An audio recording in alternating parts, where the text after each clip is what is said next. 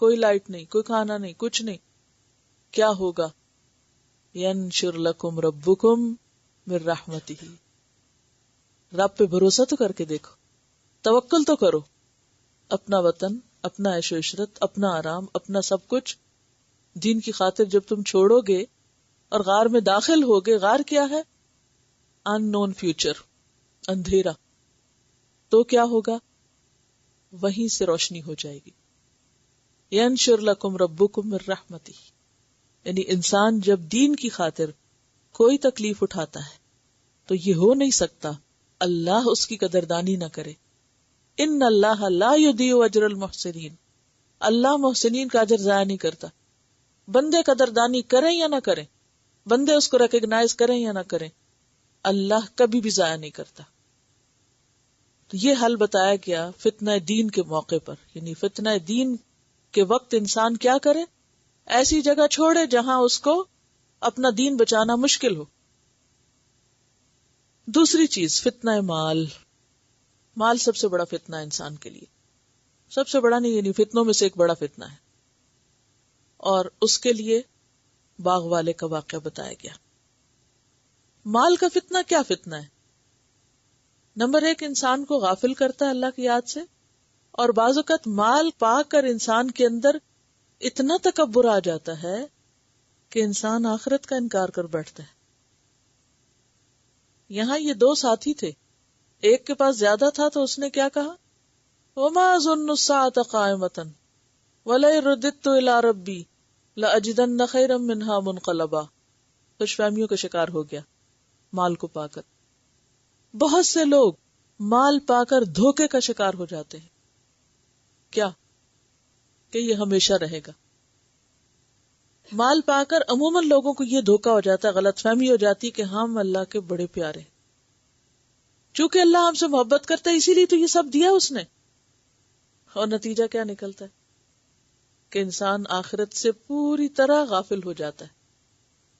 وہ سمجھتا ہے میں جو کر رہا ہوں ٹھیک کر رہا ہوں.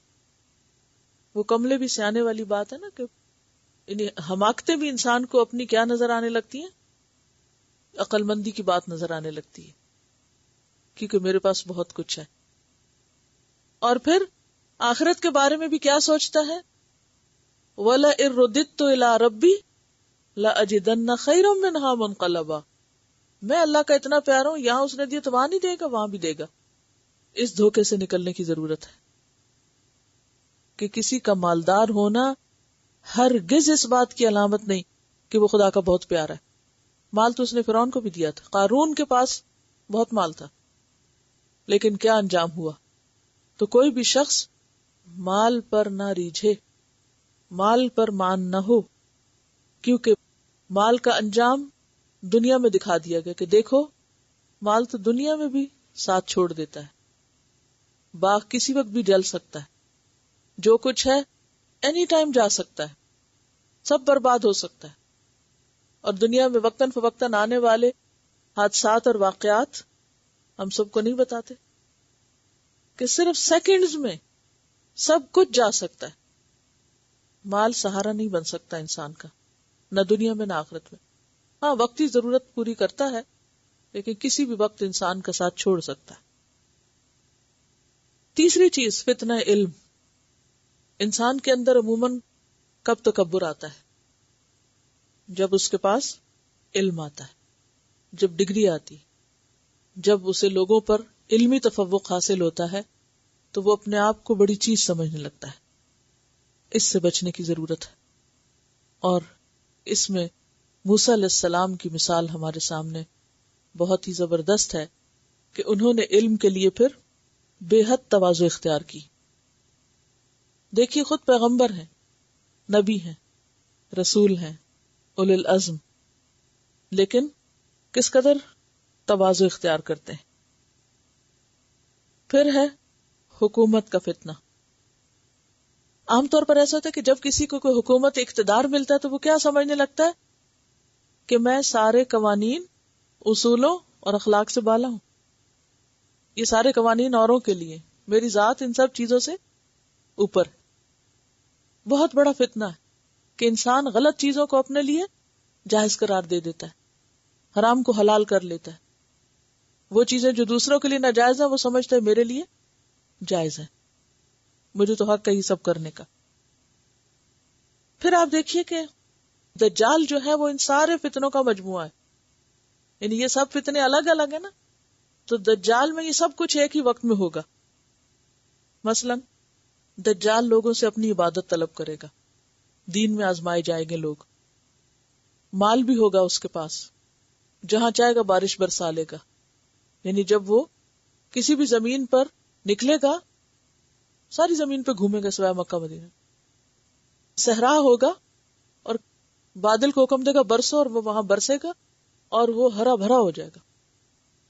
اب آپ خود سوچیں کہ اگر کسی شخص کو اتنی طاقت مل جائے کہ اس کے حکم سے بارش برسنے لگے اور اس کے حکم سے خشک زمین سرسبز ہو جائے تو کون نہیں اس کو پیر مانے گا؟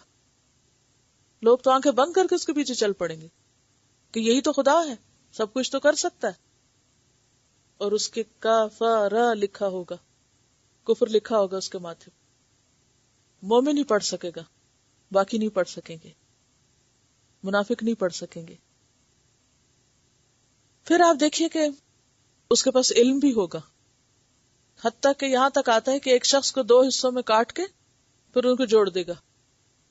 اب کوئی ایسے کرتب کر رہا ہو لوگوں کے سامنے تو کتنا مشکل ہوگا کہ لوگ اپنے آپ کو پھر اس سے بچائیں اور کہیں کہ نہیں میں اس کو خدا نہیں مانتا.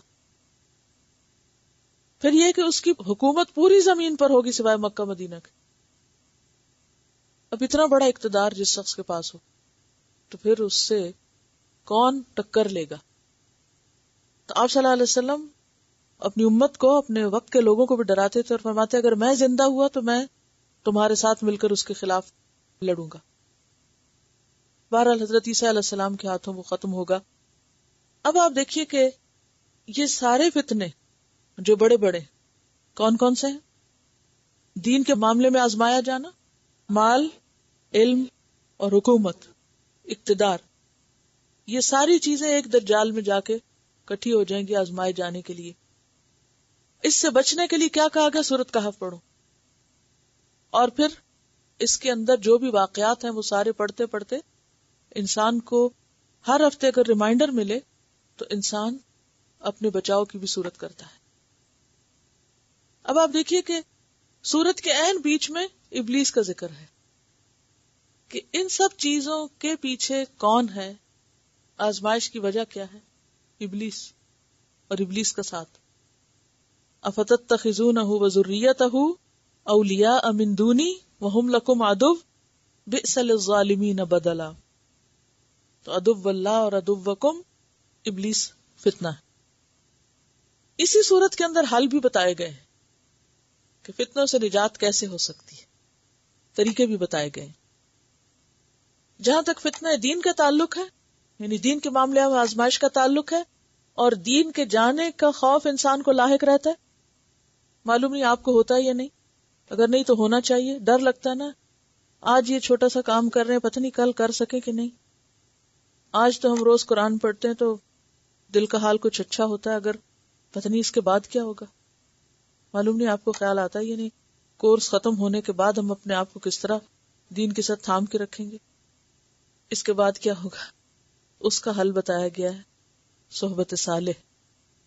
وَاصْبِرْ نَفْسَكَ مَعَ الَّذِينَ يَدْعُونَ رَبَّهُمْ بِالْغَدَاةِ وَالْعَشِيِّ يُرِيدُونَ وَجْهَهُ.